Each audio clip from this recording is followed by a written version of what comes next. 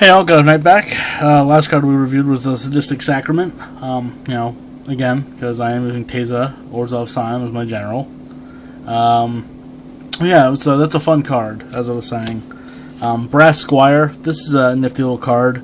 I love the flavor text on this. I admire it. If you pull off Pluck and Subservience at the same time, it's a 3 mana for a 1/3 artifact creature that allows me to attach equipment at no cost, but I just tap Brass Squire. If I'm bringing him out, I think I have a couple cards that have Metalcraft, so he adds to my Metalcraft, plus some of the equipment that I'm using. Like one of them I know specifically, I think Argentium Armor has a 6 mana cost to bring it out, and then a 6 mana cost to equip it. So anything to save myself a little bit of mana definitely helps. 100 Fengref, Grave Purge. Not 100% sold on this. This is more like just a, hey, I lose some of my better cards or my removal cards or my trade cards earlier on. This is my way of getting them back, like High Priest of Penance. No, he goes out, he does his job, and then boom, I bring him back for a second time and use him again. The cool thing is you get to draw a card, so whichever one you put at the top, you get right back. So, here's one of those guild pack cards that I saw that I liked. I'm not going to lie, compared to Vizkopa Guildmage, I like the Orzhov Guildmage artwork, but I don't really like the stats on it. The cost is nice for what it does. It's a cool looking card, but not 100% of keeping it. Like I said, I'm glad I came in during Gate Crash, because wow, I probably would not be playing Orzhov. Another staple, a buddy of mine was talking about this, Solemn Simulacrum. It enters the battlefield.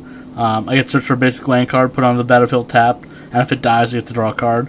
So this is a huge cantrip. It's value. You get so much out of this. That's a card and a half right there. Diabolical Tutor. Search your library for a card, put that card in your hand, and shuffle your library.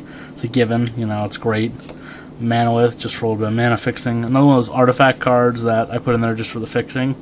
I'm not a huge fan of this card, but again, you'll see cards in here that I'm like not yay about, but they're here. I'm tinkering with them, and I'll make decisions as I go along. Sin Collector. This was a recent acquisition. Again, a lot of these cards, these older cards I got like really cheap. I bought bulk things, or I paid a few cents on eBay or even Amazon.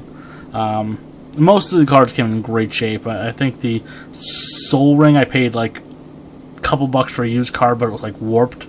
I managed to flatten out with a book, and it seems to solve the problem. This is one of the cards that came in, and they were really generous about it. I believe it was Green Lake Games.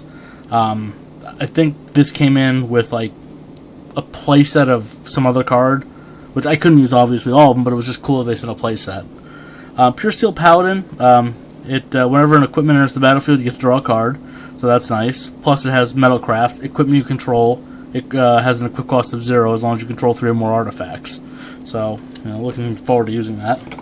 Ultimate Price Removal. Endless Ranks of the Dead. This card, I have a couple zombies. I have 5 zombies in here. I know everyone's going, well, big deal, 5 zombies. That's not worth putting Endless Ranks of the Dead in.